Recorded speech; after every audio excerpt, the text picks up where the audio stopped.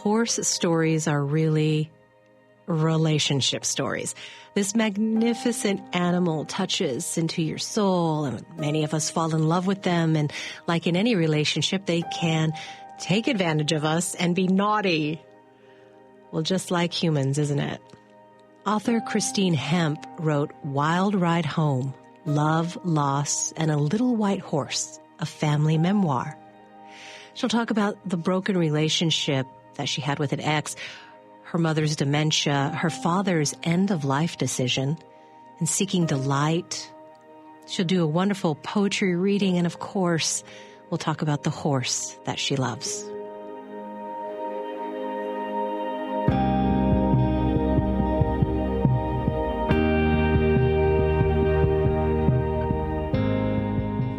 Wild Ride Home is not just for horse people. What I have pulled out of it is a lot about relationships and your personal experience. It is, of course, your memoir, but specifically, there's some areas I would really like to talk about. First is this moment when you have this horse buddy and you're training with him, and a man named Ken notices that Buddy, I can't remember if he pushes you against a post or the horse essentially disrespects you. And the trainer or Ken says, did you notice that? And says that that's not okay. So it was really about respect. So how and why did that moment resonate with you, if you can explain to our listener? Well, it was a beautiful moment. And I would say that moment in the book helped me understand another relationship that is also in the book, is a man I had to leave and sort of come back home to the Pacific Northwest. That's part of the memoir. But that moment with Buddy was really revelatory to me, because I thought Buddy was being affectionate. And of course, I was so smitten with him that, I just adored him. And though he wasn't really mean at that moment, there was a moment when he was taking up more space. He was entering my bubble without permission, just as if a human would come up to you and talk a little close to your face, and you'd feel like, ooh, could you please step back?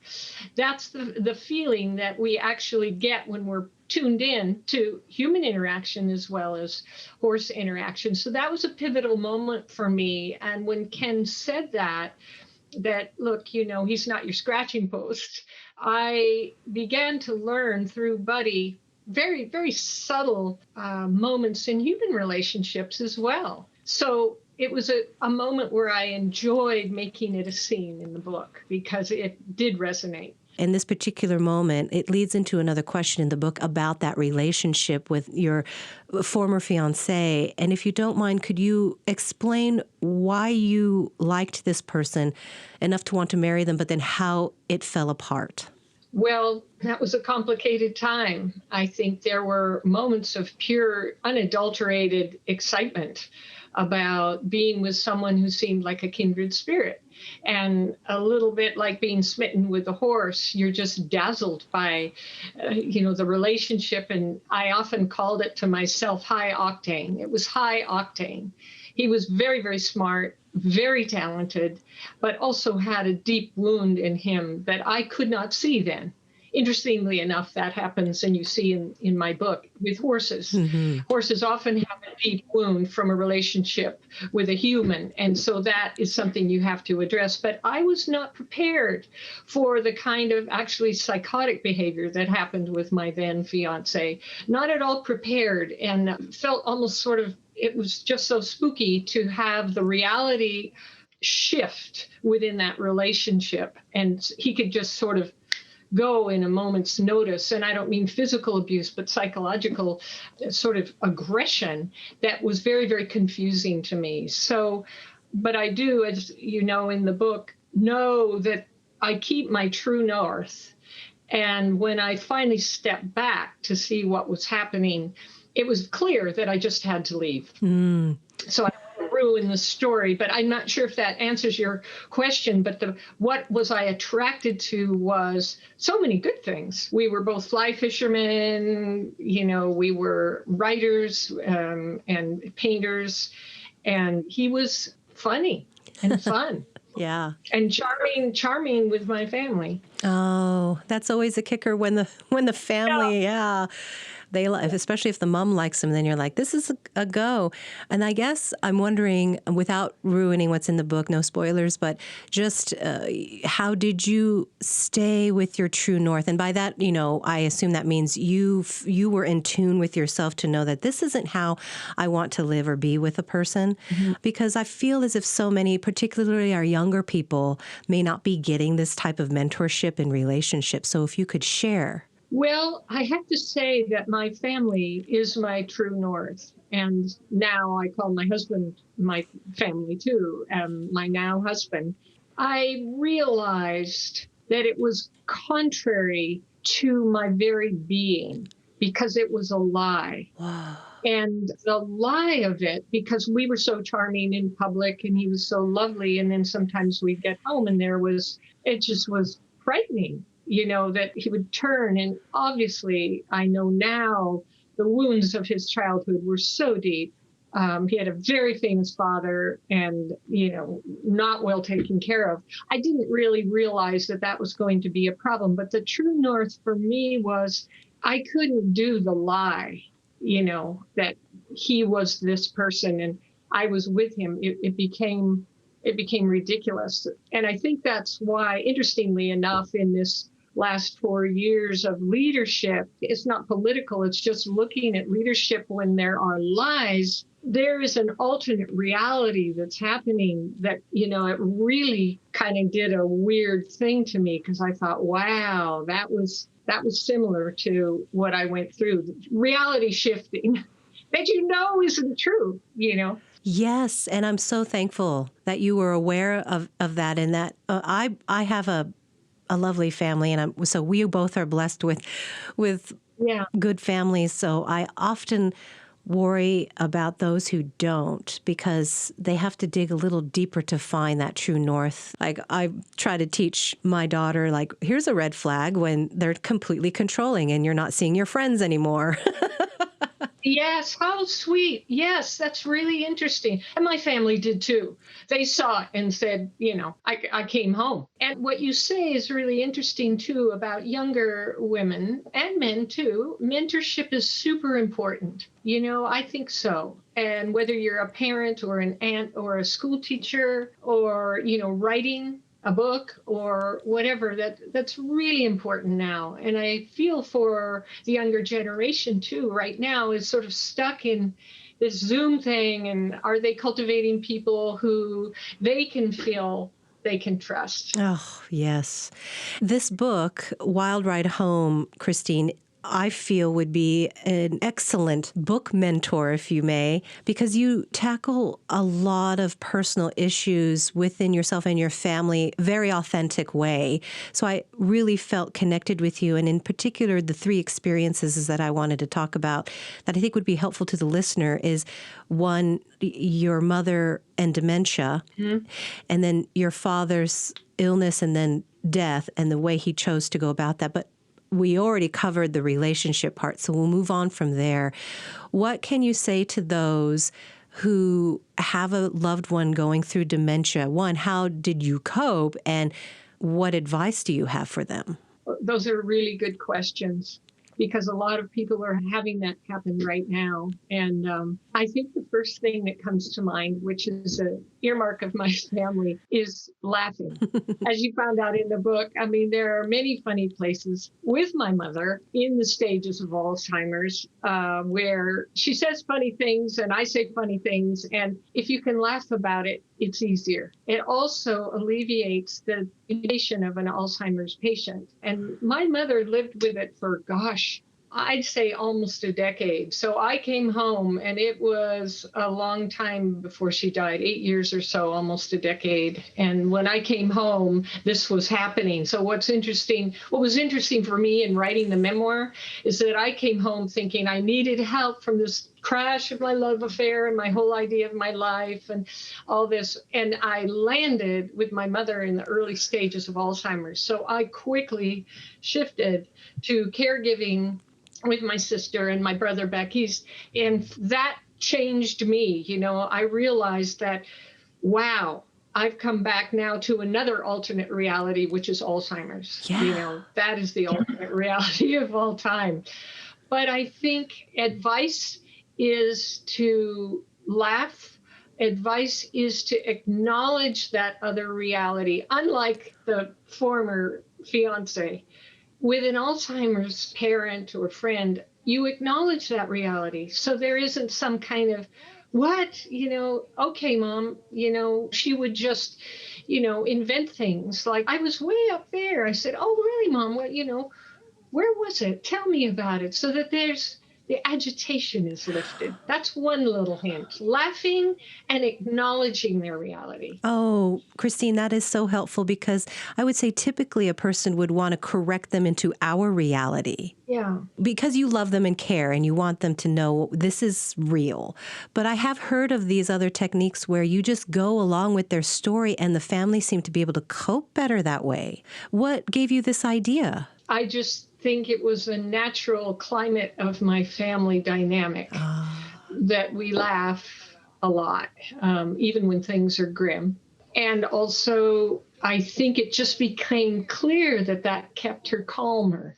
And you didn't feel like you were lying to yourself or to her? Not really. I mean, sometimes you had to say, but mom, now we're eating lunch. We'd get done with the lunch and then she'd say, are we having any lunch? And I'd say, well, mom, we had our lunch. But there were times when it was very hard because when we did have to give a caregiver, it felt like a betrayal. But we needed someone to cover when we were, trying to coordinate our care. And that was hard. But she, too, giving my mother credit, even in Alzheimer's, she went with things. She was malleable. And when we moved her to the place which you read about in the book, she went with it. And I give her credit for that. And she still remained her essence on some level till the end. And I think if caregivers can think of that as something to remember, that the essence of your family member is back in there. They are there somewhere. And mostly it's audible, like the sounds. I'd read aloud to my mother poems, and she'd remember them and know them and could recite them with me. So the ear is really, really important for Alzheimer's. And I played music for her, played my flute, and my siblings and I sang with her.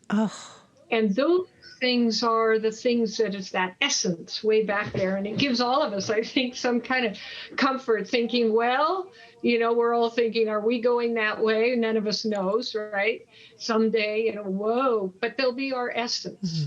Also, it's important right now in general. I can see that all the crises we're having right now in terms of communication and agitation between people and parties and whatever, really looking for our essence is what I guess it's my job as an artist to continue. It's that connecting, even with somebody who has dementia or somebody who's a different political party. Where are the avenues? Where are those avenues that take us in to that essence of who we are? Oh, amen, sister. That's good.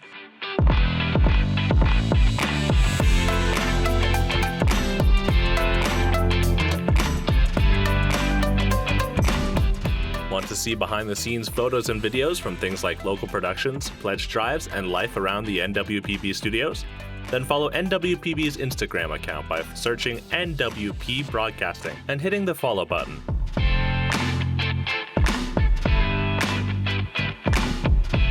One of your bios, it says Christine Hemp approaches communication skills as both utterly crucial and grounded in delight.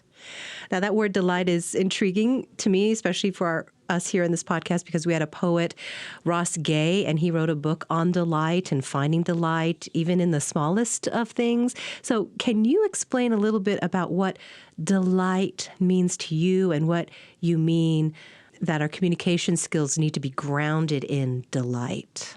Yeah, it's interesting. Delight is a word I use a lot, interestingly enough, because I do delight in the world. I'm really glad to be living on planet Earth. And the delight starts, just like Ross Gay, in those particulars. And if I look for those rather than, oh, how many more days is this pandemic going to go on? We're all in this slog right now. We're in just such a slog. It's interesting, the rhythms of this last year, everybody gets hopeful but I think to continue to look for the delight, whether that's just your cup of coffee in the morning with your husband or, your child saying on Zoom, one friend who had a kid who went back to school for a while, they opened the schools and he'd never been to school before. And as a friend told me this, she said, well, Mom, it was so good at school and all the children were real. Oh, that is delightful. Is that great? Now delight. You see, you used that word, Sueann. Delightful. Yeah.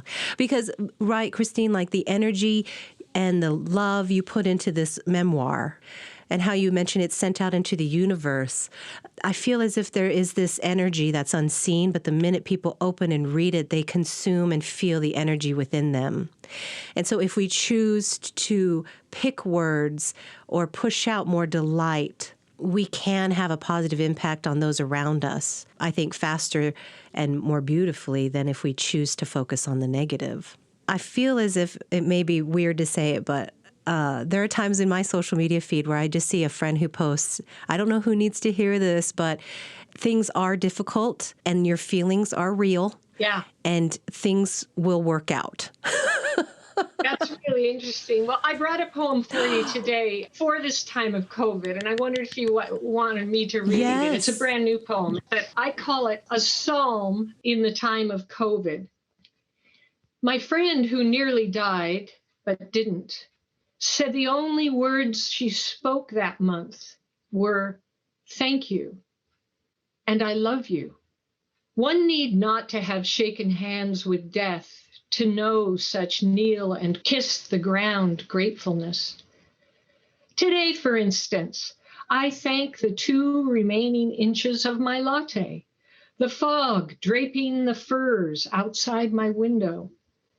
And oh, the cats, impossible not to praise their mighty motors.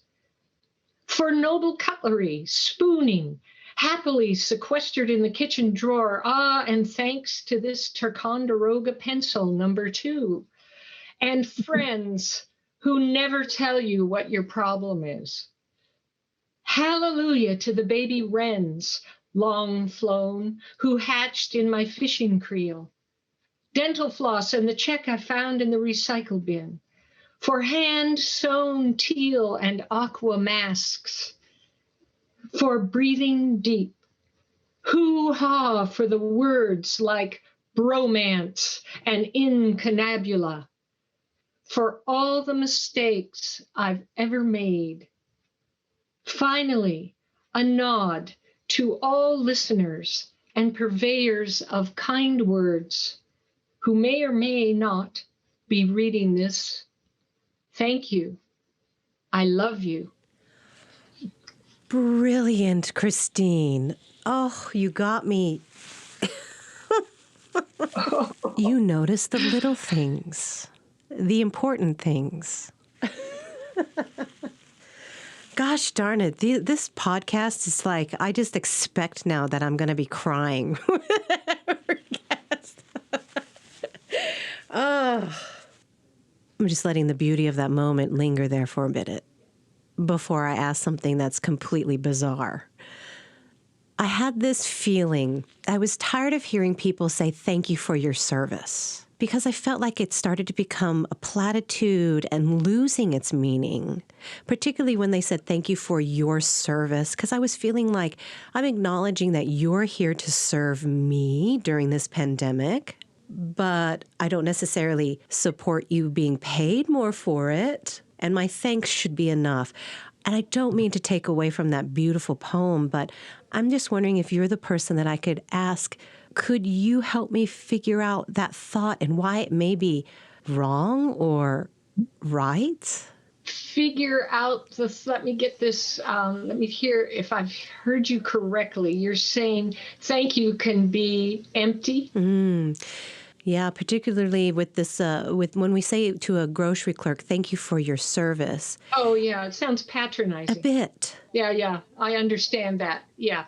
That's a little patronizing. And then I feel we do that to our veterans too now as almost like a one-off. If I just say thank you for your service, I don't really need to do the work to fully understand the sacrifices you have made. Yeah, that's really an interesting point, Sueann. I think that is true. I guess what I would say, and I'm feeling my way through the answer to this, is there another way of saying thank you in language that's a little different?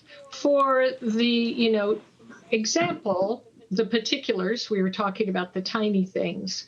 Do you know your grocery clerk's name? Yes. Right? Like Debbie, like we have a clerk here who's been working through the pandemic at the QFC. And I think, instead of saying thanks, Debbie, it's just like, how are you doing today, Debbie? What a time, huh?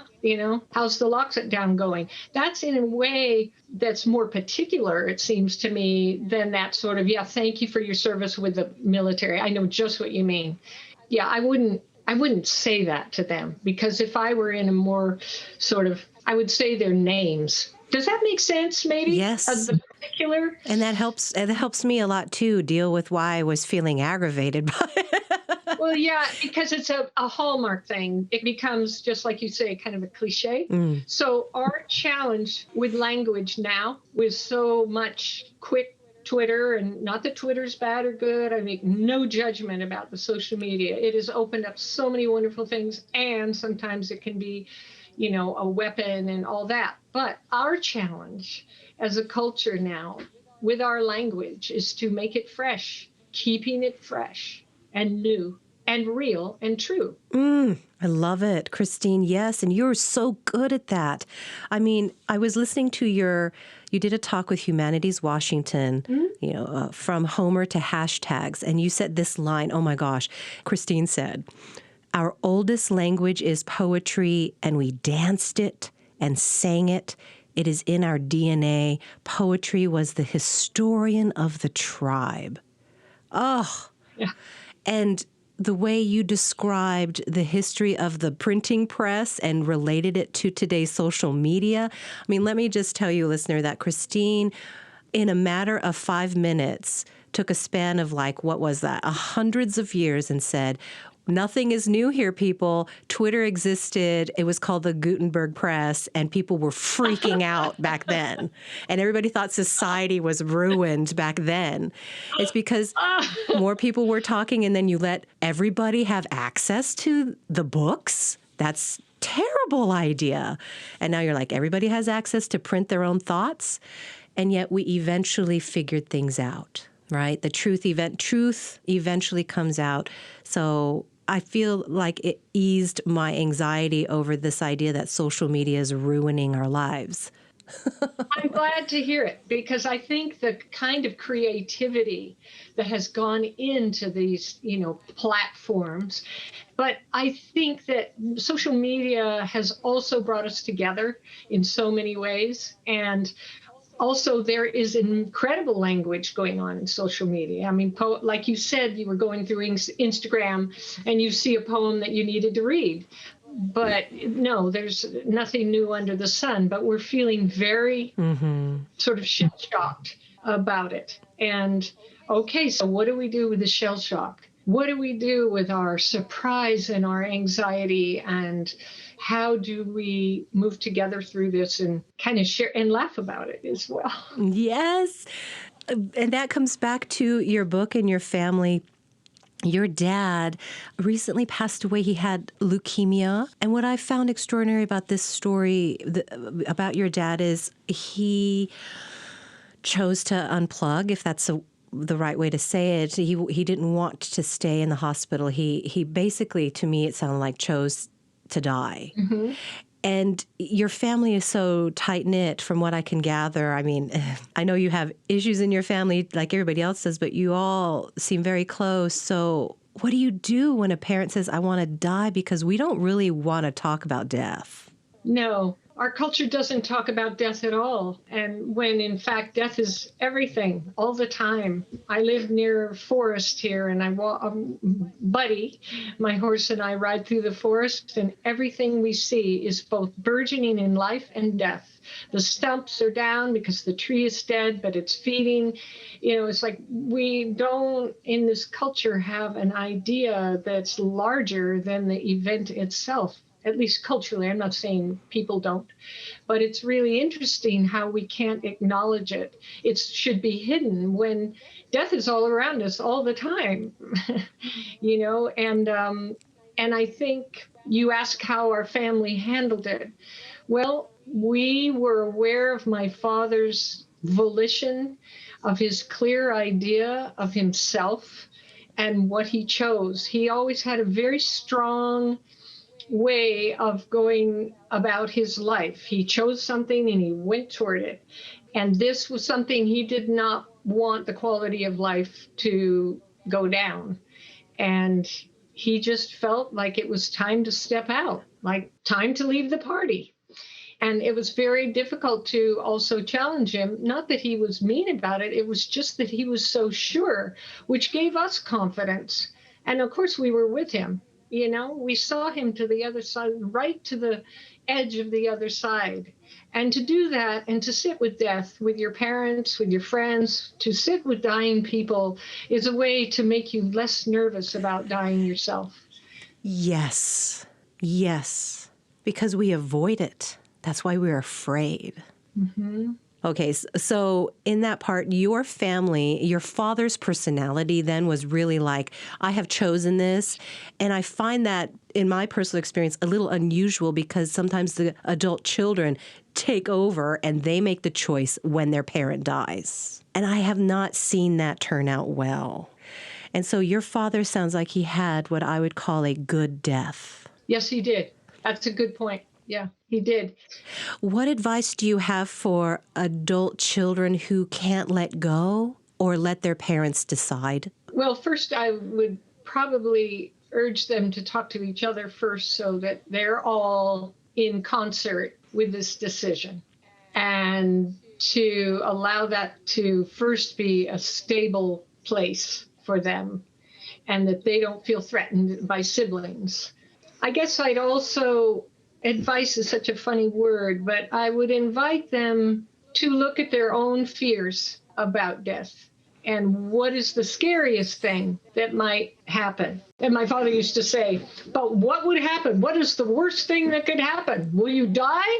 And even that, when my father used to say that to us as kids, if we didn't get, what we wanted or something.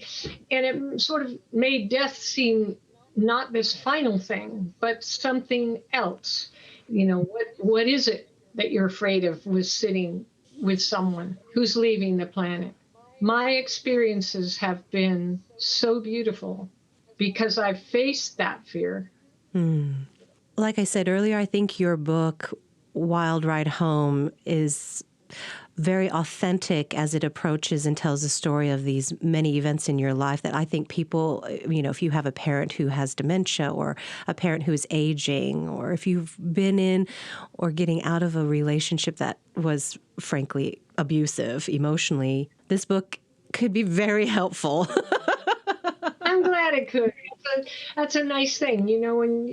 When it's gone and in the world, it's just a magical thing that people respond to it and write me letters and tell me that it's helped them and that it was a good story. That it's such, for an artist, to have people respond is one of the greatest gifts in the world. You kind of can't believe it. If you're an artist, you say, gee, did I make that really? Did that really happen? How did I do that?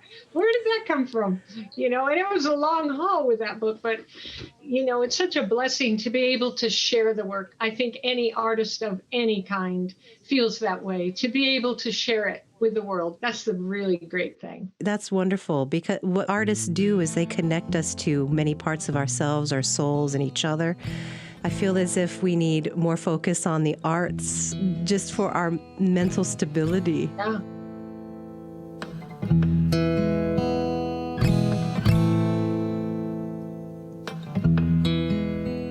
This podcast, like so many programs on NWPB, is brought to you courtesy of donors.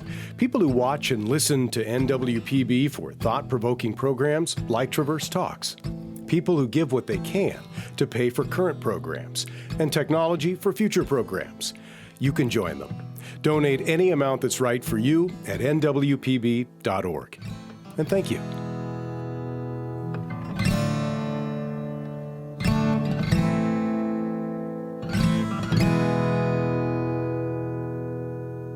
What are you working on now? Well, I just put together a new collection of poems where this poem is in that I read to you. It's called Jealous Waters, and it has several parts, and one part is actually poems in the time of COVID, so there are a few of those. And a bunch of them are written in the voices of Greek gods or biblical characters, mythic characters, but in their voices. Ooh. So, I've got one with Mary in there, a little nervous about, having a baby. I've got Buddha talking about his body. They're really fun. And Orpheus and Eurydice, where Orpheus has to go into the underworld to rescue her. But in my version, she didn't want to come back. Oh, my. Oh, this is going to be fun. It's just interesting how poetry, you were talking about how poetry sort of meets the needs in people. And I really loved your interview of Jericho Brown. I just love his poems, and your interview was so beautiful. And, he talked about how his language is affected by his church upbringing, right? Yeah. The children, everybody had to speak and talk, and language being given out. And that affected his poems, and how he was an orator even as a child. And I think those cadences of where we come from affect our language. And I thought all of us have a different kind of upbringing, some not in church. I grew up in the Episcopal Church with the liturgical rhythms of that language.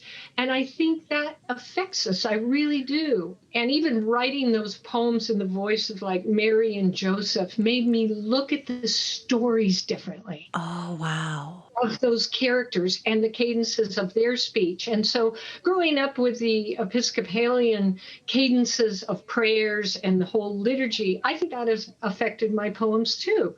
And so when we think of sound in language and how, the sounds of words, it's music, right? So now I've completely forgotten where I'm going. Oh, again. I don't care. I love what we're talking about. Oh, about the poetry, and I'm excited about this manuscript yes. too. I think that's why Jealous Waters. I'm digging the title because it means so many things. But it also means jealous means also being mindful and careful and taking care of something. So, oh my goodness, what? Isn't that interesting? Yes. So is it because you noticed something that you want it for yourself, so you have to reflect on that? Maybe I'm thinking that also maybe in those Old Testament God phrases, I am a jealous God. I always thought that was just awful. Well, I'm thinking, forgive me if I'm wrong, but I'm thinking that he's a jealous God. He wants to take care of the tribe, right? So let's see, where is my manuscript here? I even put that other meaning of it on the manuscript. Jealous, pronounced jealous, which we all know. Fiercely protective, vigilant, watchful, and mindful. And yet it's such a negative reflection in our society. Yeah. Wow. Isn't that interesting? Well, this just goes back to you and finding delight in words. I mean, going and researching the meanings of things can just change a paradigm, right? Doesn't it? Oh. Yeah, you're absolutely right. Well, now I'm not so mad at God because I know, it makes you less mad. Well, good, God. I think I understand you a little bit more now. It's because you care. I know religion is a loaded subject in our world today too, but I think it's all because we are really searching deeper. This pandemic has made us closed in, but it also has made us go even further in. Yeah. Does that make sense? Yes. Further into ourselves and asking those questions. Is God mad or what? Is he causing all the world fires and storms and earthquakes and pandemics, But if we go inside ourselves to find that essence that we were talking about earlier, it seems that this can be a really quality time for all of us. I heard in the Washington Post they had a woman of Sikh religion, and I think she was at a non-denominational church, and she was giving a sermon. They invited her to talk, and my takeaway was when she said, this is a time of birthing, and when you birth, you breathe, you push, endure. But I'm totally ruining it. But you saying this about going within and our country, I felt as if her sermon was a reflection of the state of things for us in America, is that we are birthing something and it is not easy to do. No. And if you don't do it, you die. Exactly. That's really, really interesting. And how about the poet for the inauguration? Oh, yes. She said very much the same thing. Yeah, that was, I'm getting goosebumps. Well, Christine, thank you so much for your time. And it was such a pleasure having this conversation with you. Thank you for your work. And I particularly love that you focused on Buddy the horse, because I feel like that helps people understand themselves more when we do it through a creature. Well, Sueann, what a lovely interview with you. I just loved every minute of it. You're wonderful at this, and you're doing what you should be doing in the world, clearly. Oh, Christine, thank you.